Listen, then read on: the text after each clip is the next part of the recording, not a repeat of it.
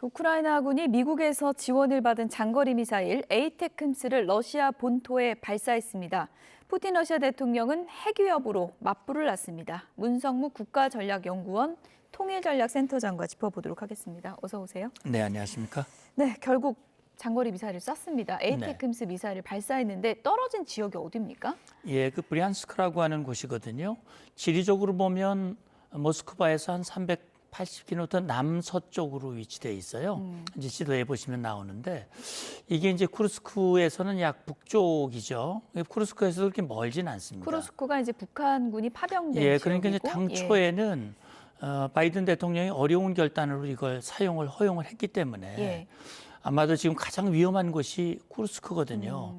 북한군이 러시아군에 배속이 돼가지고 이제 쿠르스크를 점령하고 있는 우크라이나군을 몰아내기 위해서 지금 참전이 시도되고 있다고 지금 알려지고 있지 않습니까? 예. 그렇기 때문에 아마 그쪽에서 사용이 되지 않을까라고 예측을 했습니다만 다른 쪽으로 지금 발사를 한 거예요. 예.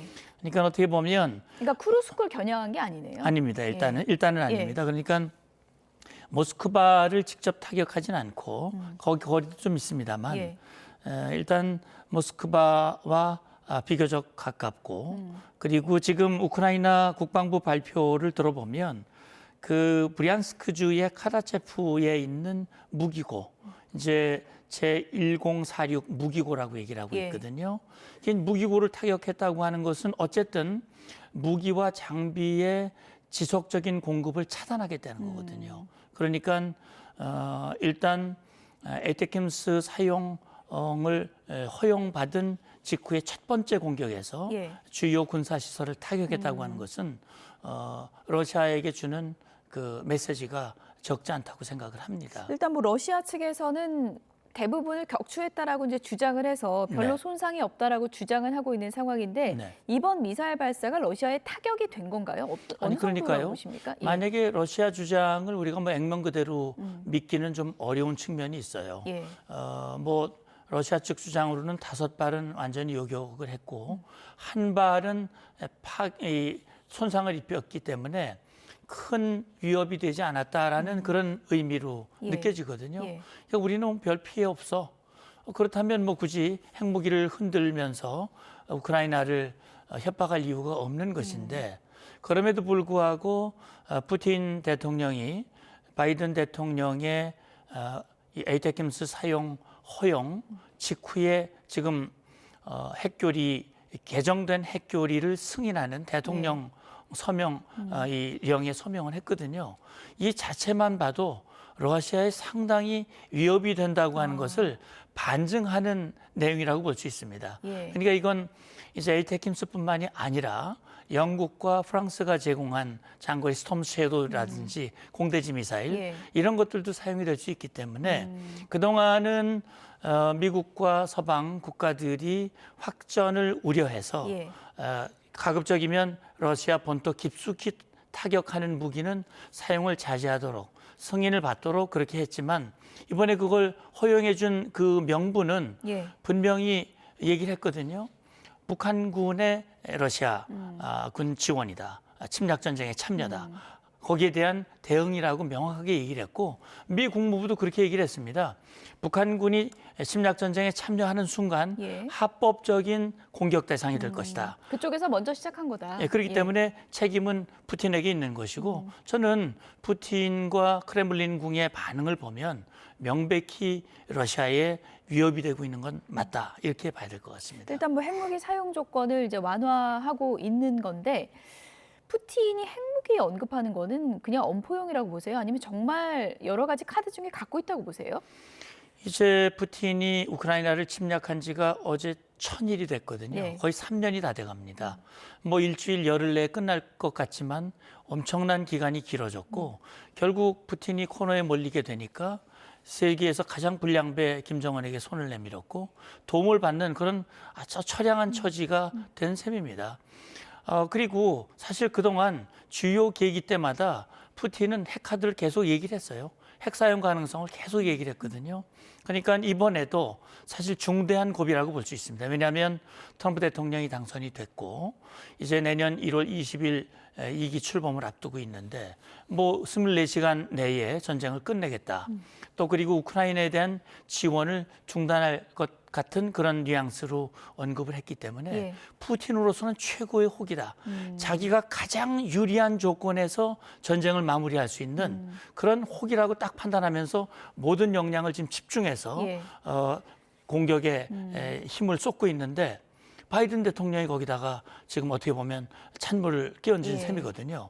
이런 상황이 되기 때문에 이 푸틴이 핵카드를 꺼내고 교리를 조정을 했는데 그 쓰는 것은 저는 쉽지 않다고 봅니다. 예. 그것은 푸틴도 각오를 해야 되거든요. 본인도. 네. 어쨌든 그럼 바이든 대통령 입장에서는 이제 나 임기 얼마 안 남았는데 남은 기간 동안 확실하게 여러 가지 지원은 좀 해주고 나가야겠다 이런 생각을 할 가능성이 좀 높지 않습니까? 사실 이런 겁니다. 어떻게 보면 바이든 대통령, 바이든 행정부는 미국의 국익도 중요하지만 사실은 인류의 보편적인 가치, 인권, 자유 이걸 굉장히 중요하게 생각했고요. 예. 동맹국과 또 가치를 함께하는 나라들과 손을 잡고 어떻게든 지난 4년을 그렇게 꾸려왔습니다. 그렇기 때문에 지금 푸틴의 우크라이나 침공은 명백히 인권을 유린하고 무고한 그 국민들을 살해하는 어떻게 보면 이건 범죄 행위거든요. 이 범죄 행위에 대해서는 어떻게든 국제사회와 함께 이건 막아야 된다. 적어도 푸틴이 이기는 일은 없도록 해야 된다라고 하는 것이 이제 바이든 대통령과 정부의 일관된 입장이었다고 봅니다. 근데 역시 우크라이나도 선전을 했죠. 지금까지 끌어온 걸 보면. 그러나 우크라이나가 뭐 러시아의 국토도 4분의 1밖에 안 되고 인구도 엄청 적고요. 예. 그런데 지금 만약에 미국이나 서방이 지원을 중단한다? 견디기가 어렵죠. 그럼 결국은 푸틴의 침략 전쟁이 승리로 끝나게 되는 것이고 예. 국제사회에 정말 좋지 않은 그런 선례를 남기게 되는 것이거든요. 그렇기 때문에 아마 이 상황을 뭔가 조정해야 된다라고 하는 그런 강한 의지로 바이든이 이런 결정을 한 것으로 생각이 됩니다. 트럼프 당선인 입장에서는 정작 이렇게 전쟁 벌려놓으면 책임은 내가 져야 되는데 지금 왜 일을 벌이냐 이런 입장인 것 같습니다. 상당히 좀 바이든 대 트럼프 지금 입장 차이가 미국 내에 상당히 좀 치열하게 엇갈리고 있는 것 같더라고요. 예, 그렇습니다. 미국 아마 국민들 사이에서도 엇갈릴 겁니다. 예. 그 생각들이. 지금 여기 보면은 트럼프의 측근이죠. 최근 왈츠 이저 국가안보보좌관으로 지명된 예. 마이클 왈츠도 그런 얘기를 했어요. 러시아 본토에 대한 미사일 공격 허용은 다시 한번 긴장을 고조시키는 일이다. 그런 얘기를 했고 외교안보 책사인 리처드 그레넬 전 독일 대사죠.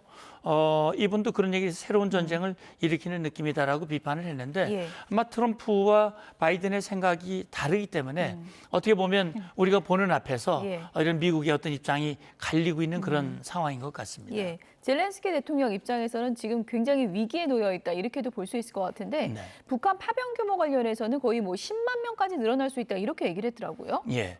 그러니까 뭐 10만 명을 한꺼번에 투입하는 걸 염두에 둔 것인지는 제가 뭐 확인할 수는 예. 없겠습니다만 아마 제가 볼 때는 어차피 이게 지금 전쟁이 얼만큼 이어질지는 모르겠습니다만 일단 투입된 병력에 손실이 있을 수 있고 그러면 보충을 해야 될 것이고 예. 그다음에 일단 파병된 인원은 뭐 6개월, 1년 또 이 교환을 바꿔줘야 되거든요. 예.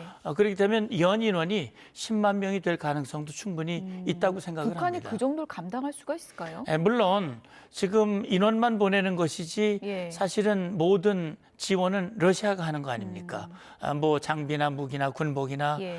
심지어는 모든 뭐 1인당 얼마씩 지원한다는 얘기가 있기 때문에 뭐 김정은 입장에서는 북한 주민들에게 보낸 자체를 취시하고 지금 일체 언급하지 않고 있지 않습니까? 그게 10,000명이니까 가능하지 늘어나면은 불가능하죠. 뭐 지금 10,000명이라고 해도 제가 볼 때는 아마 이제 본격적인 인명 손실이 발생하고 하면 북한 내부가 굉장히 동요할 가능성이 있거든요. 예. 말씀하신 대로 인원을 뭐 5만 명, 10만 명 이렇게 늘린다고 하는 것은 김정은에게도 엄청난 부담이고 위험이 아닐 수가 없을 겁니다. 네. 오늘 뭐 정보위에서 국정원장이 이제 관련해서 이제 내용을 좀 보고를 했고 그게 이제 공개가 됐는데 최선희 외무상이 이제 러시아를 방문하지 않았습니까? 최선희 외무상이 이제 방문을 해서 뭐 김정은 위원장의 방러를 타진하는 그런 얘기를 했을 수 있다 이런 얘기가 지금 전해지고 있거든요. 네. 가능성이 좀 있는 얘기라고 보십니까? 뭐 가능성은 전 있다고 봅니다. 예.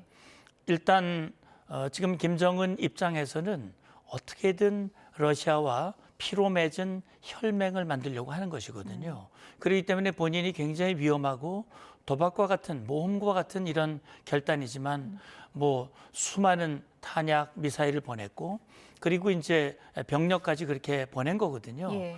이렇게 되는 것은 어쨌든 김정은의 입장에서는 러시아와 굳건한 동맹을 맺는 것이 자신의 정권을 유지하고 결국은 김정은 세습 체제를 이어가는데 결정적인 도움이 될 수 있다고 판단하고 있는 것 같아요. 이제 그런 차원에서 보면 지금 러시아에서 2번 연달아 만났고 이후에 지금 푸틴이 지난 6월에 김정은을 북한을 방문을 했는데 예. 그렇다면 이제 순서는 이제 푸틴도 김정은을 초청을 했지 않습니까? 예. 그렇기 때문에 이제 가는 순서는 맞죠.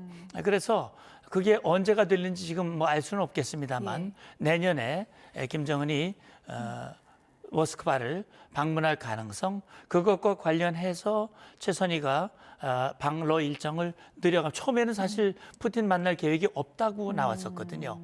근데 결국은 하루 이틀 지연되면서 만났습니다. 예. 아마 만나서 김정은의 의사도 전달했을 것이고 그런 어떤 확답을 받아냈을 가능성도 지금으로서는 있다고 저는 봅니다. 그런데 최근에 이제 북러 관계 이 흐름을 보면 굉장히 이제 밀착을 과시하고 있는 상황이고 파병 규모도 늘어날 가능성이 높은 거잖아요. 이렇게 파병 규모가 늘어나면 확전으로 가는 건데 트럼프 집권하면 24시간 내에 우크라 전쟁 끝내겠다고 했는데 좀 상충되는 거 아닙니까?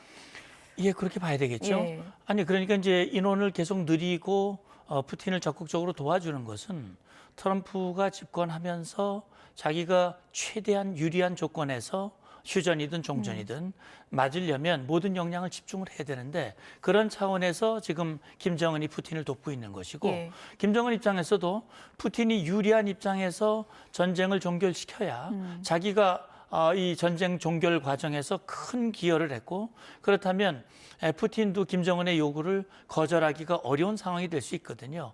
이제 그런 계산으로 이렇게 하고 있는데 과연 그 계산대로 될 수 있을지 그건 지금으로서는 알 수가 없는 것이거든요. 그런 차원에서 보면 저는 그런 생각이 들어요. 지금 아무리 트럼프 대통령 당선자가 본인이 집권하면 24시간 내에 끝내겠다. 그게 그렇게 쉽게 되겠습니까?